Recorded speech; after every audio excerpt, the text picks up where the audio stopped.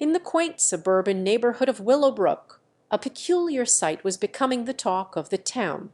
The once proud and esteemed Mr. Worthington, a renowned botanist and an upstanding member of society, was being outshined by none other than his canine companion, Percival Positively. Percival, a scruffy, oversized terrier, was displaying a startling resemblance to a human in manners, intelligence, and even fashion. Paragraph 1.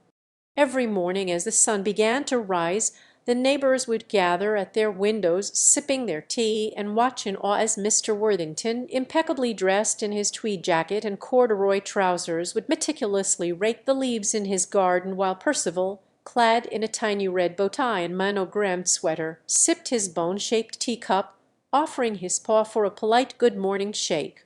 The neighbours shook their heads in disbelief, muttering, "Well, I'll be," as they continued to witness this absurd scene. Paragraph 2. Later that afternoon, as Mr. Worthington toiled away in his study engrossed in his research on exotic flora, Percival, with a smirk and a twinkle in his bee eyes, would entertain the neighbourhood children with his impressive repertoire of human tricks. He would juggle tennis balls, perform a ballet dance, and even recite Shakespearean sonnets, leaving the children and their parents in fits of laughter.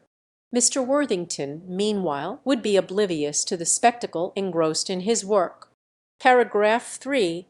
As the sun set, Mr. Worthington, feeling proud of his accomplishments, would stroll through his garden, admiring his roses and dahlias, while Percival, with a mischievous glint, would sneak into the kitchen and whip up a gourmet dinner of grilled steak and foie gras.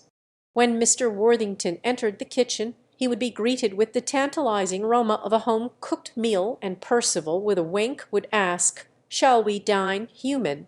Mr. Worthington, bewildered, would nod, and they would enjoy their meal, leaving the neighbours scratching their heads and wondering "what's in the dog food these days."